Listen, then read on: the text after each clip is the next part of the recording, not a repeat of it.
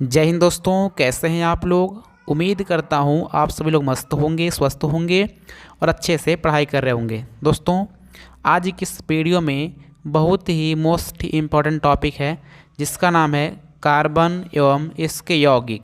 तो इस चैप्टर से जितने भी मोस्ट इम्पॉर्टेंट ऑब्जेक्टिव क्वेश्चन हो सकते हैं, सारे के सारे क्वेश्चन को मैंने यहाँ पे लिया है ताकि अगर आपके एग्जाम में आ जाए तो आप एक भी क्वेश्चन ना छोड़ें। सो दोस्तों, यहाँ पे मैंने पहला क्वेश्चन ले रखा है कि एसिटिक अम्ल का IUPAC नाम है। तो देखिए, एसिटिक अम्ल का IUPAC नाम होता है एथेनोइक अम्ल।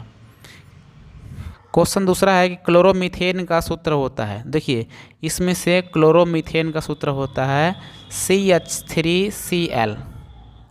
यहाँ पे क्वेश्चन नंबर 3 है कि प्रोपेन का आणविक सूत्र C3H8 है। इसमें 7 सहसंयोजक अबंध है, 8 सहसंयोजक अबंध है कि 9 सहसंयोजक अबंध है कि 10। तो दोस्तों इसमें से 10 सहसंयोजक अबंध है।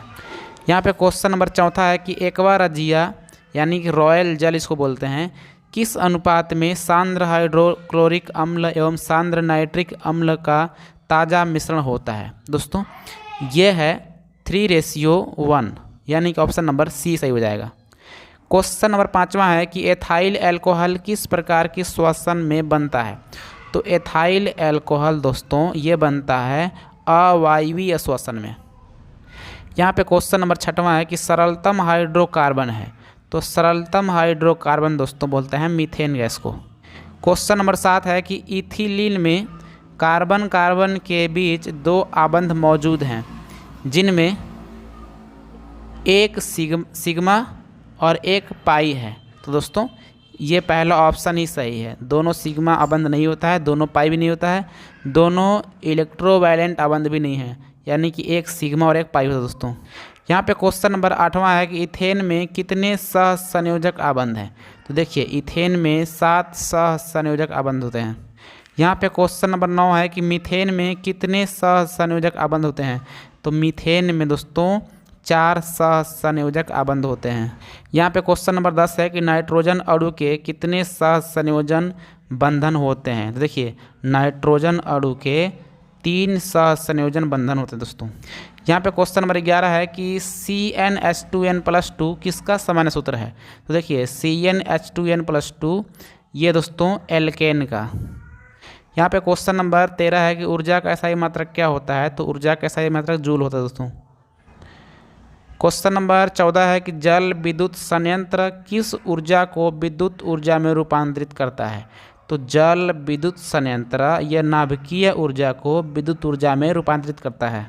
क्वेश्चन नंबर 15 है कि निम्न में से किस हाइड्रोकार्बन के 3 आबंध होते हैं। तो देखिए, इसमें से C3H4 हाइड्रोकार्बन के 3 आबंध होते हैं। यहाँ दोस्तों क्वेश्चन नंबर 16 है कि कार्बोनिल ग्रुप प्रतिकारक कौन है। ध्यान दीजिए, तो कार्बोनिल ग्रुप का प्रतिकारक CHO है। दोस्तों, यहाँ पे क्वेश्चन नंबर 17 है कि एथेनॉल का क्रियाशील मूलक है। तो यहाँ पे एथेनॉल का क्रियाशील मूलक है OH। यहाँ पे क्वेश्चन नंबर 18 है कि एथाइल अल्कोहल का अणुसूत्र क्या होता है। तो एथाइल अल्कोहल का अणुसूत्र होता है C2H5OH। क्वेश्चन 19 है कि निम्न में से कौन आयनिक यौगिक है। तो यहाँ पे हो जाएगा ऑप्शन नंबर सी। यहाँ पे क्वेश्चन 20 है कि इनमें कौन सा यौगिक सोडियम बाइकार्बोनेट यानी कि NaHCO3 के संतृप्त जलीय विलयन के साथ अभिक्रिया करके फदफदाहट के साथ CO2 गैस मुक्त करता है। तो ये है दोस्तों एथेनोइक अम्ल। खाना बनाते समय यदि बर्तन की तली बाहर से काली हो रही है तो इसका अर्थ है कि, इसका क्या अर्थ है कि भोजन पूरी तरह नहीं पक रहा है कि ईंधन पूरी तरह नहीं जल रहा है। ध्यान दीजिए, ईंधन पूरी तरह नहीं जल रहा है। ध्यान दीजिएगा कि अगर आपके चूल्हे में अगर अच्छे से आग नहीं जल रही है तो धुआं बहुत ज़्यादा बनेगा, और धुआं ज़्यादा बनेगा तो आपका जो बर्तन होगा बहुत ज़्यादा काला होगा। अगर ठीक से जल रही है आग तो बर्तन काला नहीं होता है। कहने का मतलब आपने देखा होगा गैस पे, अगर गैस पे हम लोग आग जलाते हैं और खाना पकाते हैं तो हम लोग का बर्तन काला नहीं होता है। क्यों? क्योंकि गैस अच्छे से जलती है। वही चूल्हा में करते हैं हम लोग, तो चूल्हा में क्या होता है कि अच्छे से आग नहीं जलती है, इसीलिए बर्तन काला होती है। ग्लूकोज का आणविक सूत्र क्या है दोस्तों? तो ग्लूकोज का आणविक सूत्र होता है C6H12O6। यहाँ पे क्वेश्चन नंबर 23 है, कैल्शियम कार्बाइड जल के साथ अभिक्रिया करके देता है। यहाँ पे कैल्शियम कार्बोनेट होना चाहिए था, तो जल के साथ अभिक्रिया करके क्या देता है दोस्तों? ये देता है दोस्तों एथाइन, ऑप्शन नंबर डी। यहाँ पे क्वेश्चन 24 है कि Al4C3 के जल अपघटन से बनता है, क्या बनता है दोस्तों? तो ये बनता है दोस्तों मीथेन, यानी ऑप्शन नंबर सी।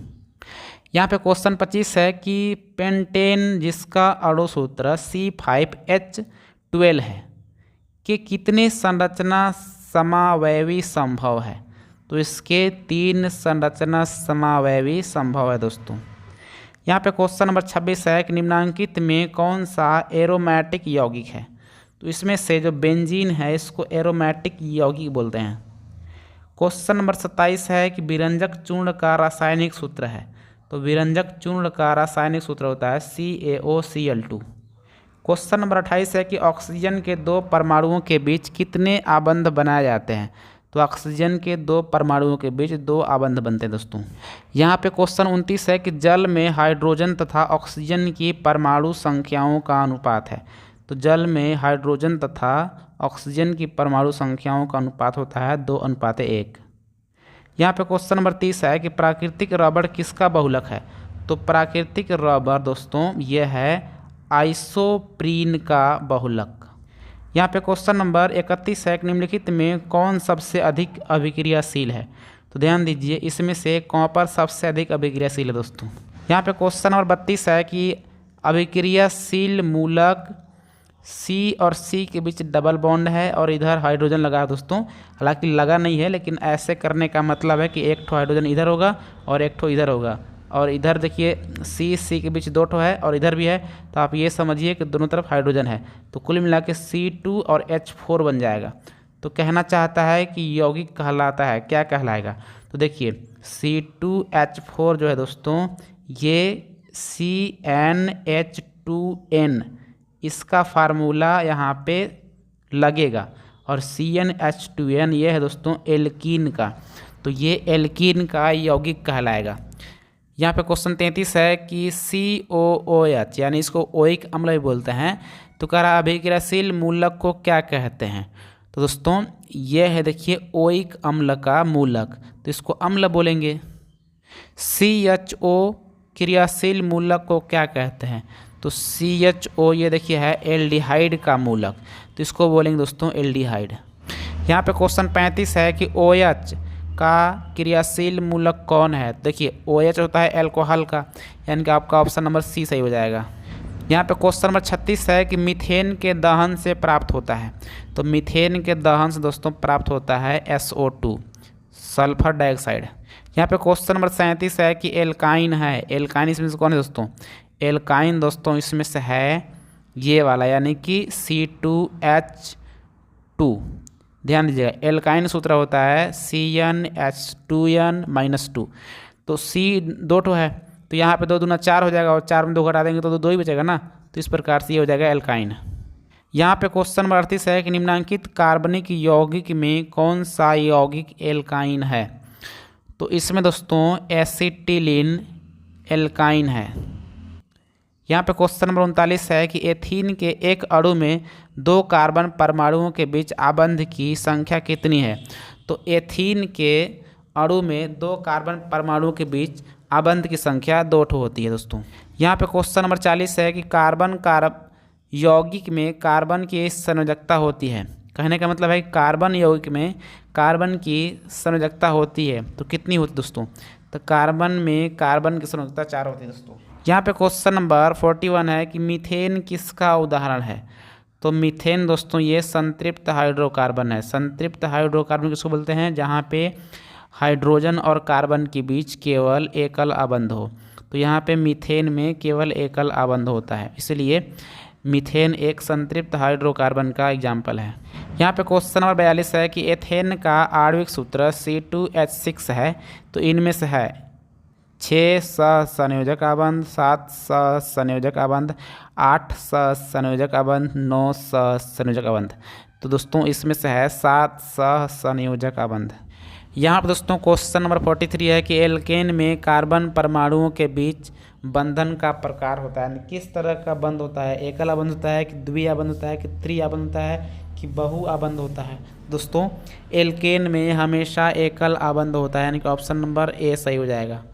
यहाँ पे क्वेश्चन नंबर 44 है कि एथिलीन का IUPAC नाम है, तो एथिलीन का IUPAC नाम है एथीन। क्या है दोस्तों? एथीन, यानी कि ऑप्शन नंबर बी सही हो जाएगा। यहाँ पे क्वेश्चन नंबर 45 है कि एथेनॉल का सांद्र H2SO4 के साथ 170 डिग्री सेल्सियस पर गर्म करने बनता है।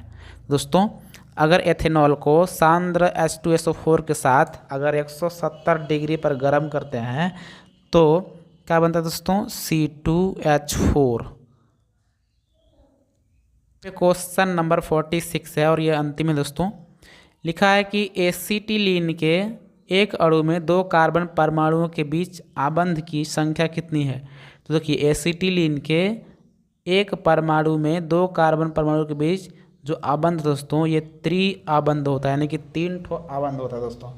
तो दोस्तों उम्मीद करता हूँ कि आपको पूरी क्वेश्चन बहुत अच्छे से समझ आई है और आपको बहुत सारे क्वेश्चन पहले से आ रहे होंगे, कुछ नहीं भी आ रहे होंगे।